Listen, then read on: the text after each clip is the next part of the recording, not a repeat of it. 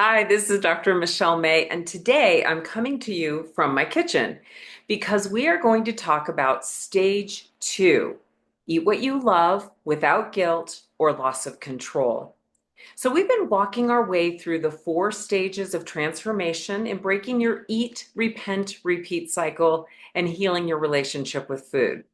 We've already talked about the importance of body wisdom and inside out approach to listening to the feedback our body gives us for deciding when to eat, how much to eat. And today I want to address a little bit more about what to eat.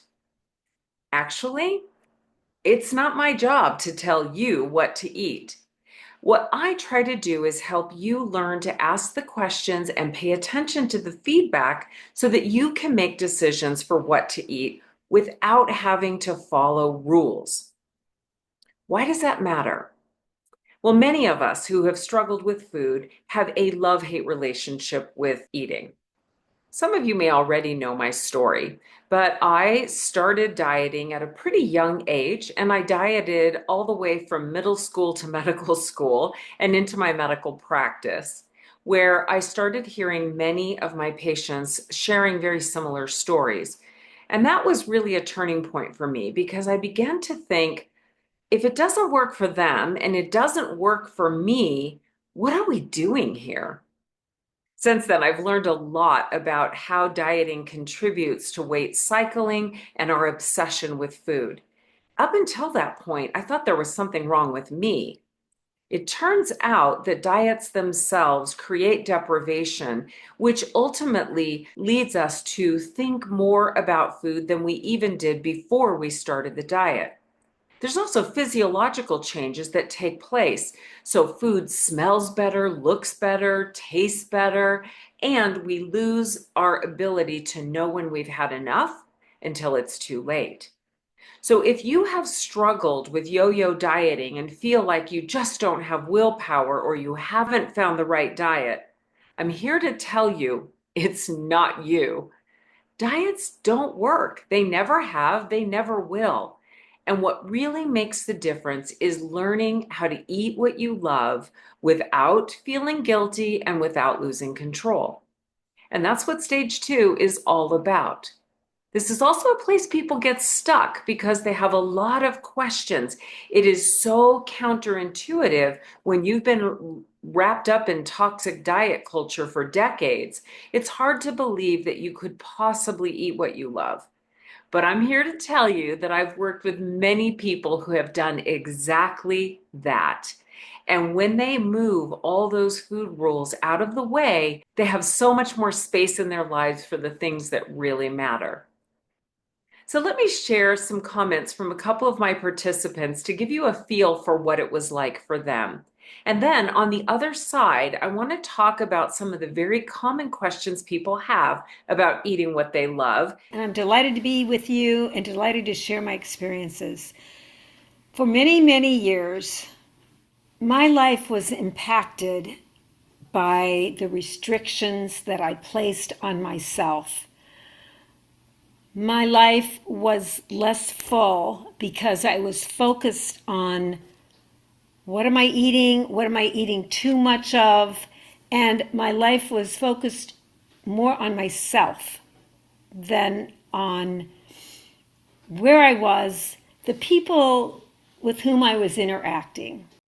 You challenged me. You said, Lauralee, I want you to eat the foods that you normally don't eat. I took you up on your challenge and I ate at least two or three of them that week. And there was no thunder or lightning that, you know, took me down. I am blossoming in my life. I like the life I really like my life. It's wrought some very profound changes in my life.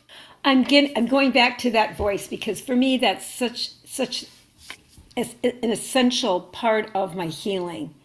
So as time has passed, I'm getting more and more used to feeling accepted by my inner self. I'm getting more used to the nurturing voice. those voices are so different. They are the difference between feeling a nurturing, a self nurturing, versus the accusatory voice. In other words, Michelle, it's way more neutral than it was before. I would say there's more grace. I encourage you to open the door widely and embrace something that you've maybe been afraid to embrace. So don't let those rules be constraining you, be restricting you. I urge you to open your heart to hear some things that may seem contradictory, but in the end will feel quite healing. All right, as promised, I want to address some of the questions that commonly come up when people hear eat what you love. They often will ask me, well, what if you have a health condition or a health concern, like diabetes, for example? My answer is, then it's even more important that you learn how to manage your eating without restriction and deprivation. So, for example, if you have diabetes and you are trying to manage it with restrictive rules about good foods and bad foods, you won't be able to sustain that long term.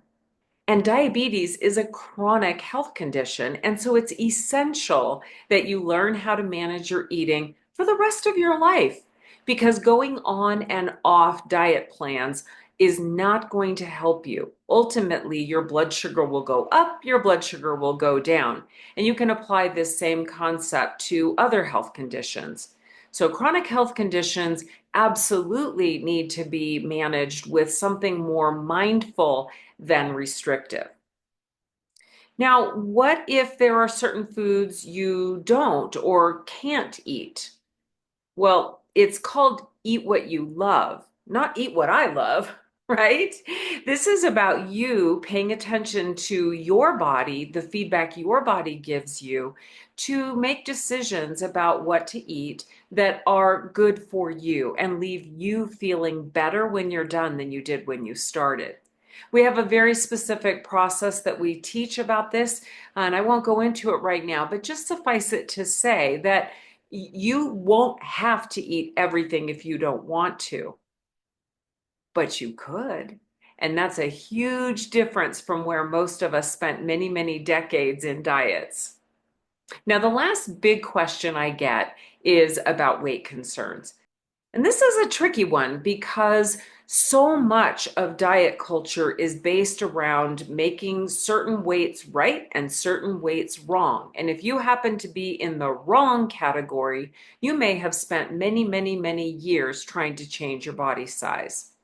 Well, as I said before, diets are not effective. And so if you've been frustrated with the fact that this has actually made things worse, it's not your imagination. Diets actually backfire and create more problems. We are a weight neutral program.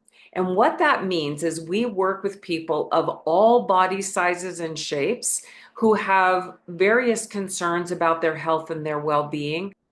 And we are teaching you skills that help you manage your eating in a way that feels amazing and so that you can actually live the big, vibrant life you crave. Come back for the next video, stage 3, when we'll start to dive into emotional eating, another place that people often get stuck.